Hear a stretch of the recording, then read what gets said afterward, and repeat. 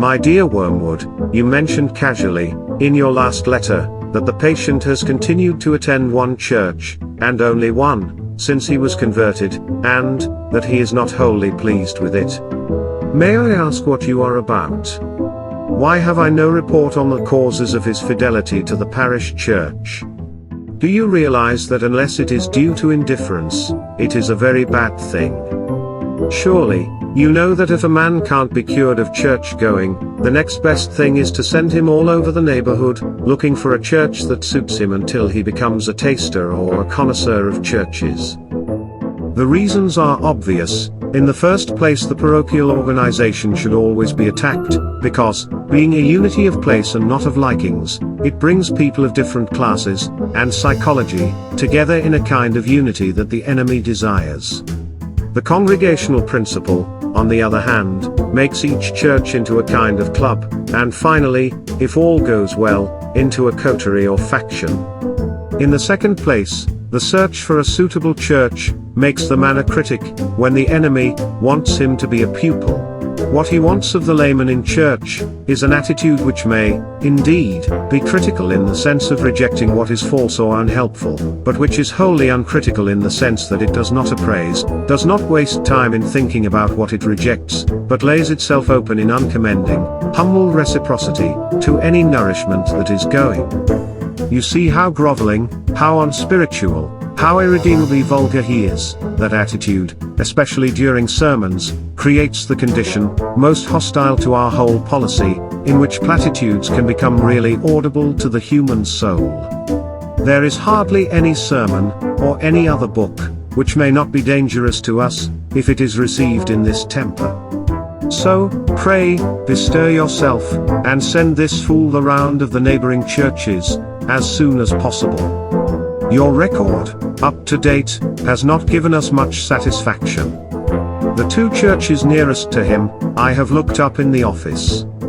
Both have certain claims. At the first of these, the vicar is a man, who has been long engaged, in watering down the faith, to make it easier for a supposedly incredulous, and hard-headed congregation, that it is now he who shocks his parishioners, with his unbelief, not vice versa. He has undermined many assaults Christianity. Conduct of the service is also admirable. In order to spare laity all difficulties, he has deserted both the lectionary and the appointed psalms, and now, without noticing it, revolves endlessly around the little treadmill of his 15 favorite psalms and 20 favorite lessons.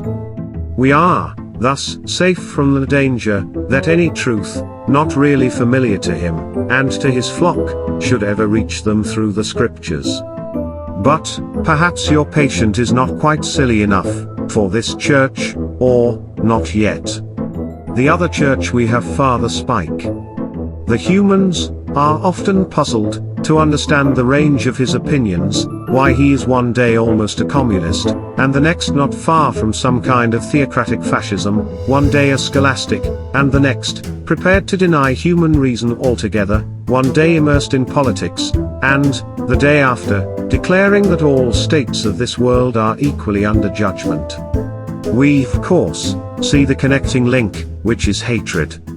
The man cannot bring himself to preach anything, which is not calculated to shock, grieve, puzzle, or humiliate his parents and their friends. A sermon, which such people could accept would be to him, as insipid as a poem which they can scan.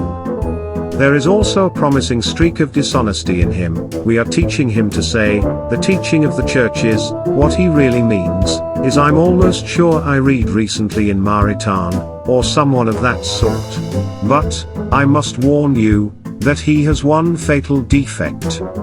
He really believes. This may yet mar all. But, there is one good point, which both these churches have in common: they are both party churches. I think I warned you, before, that if your patient can't be kept out of church, he ought, at least, to be violently attached to some party within it. I don't mean, on really doctrinal issues, about those, the more lukewarm he is, the better.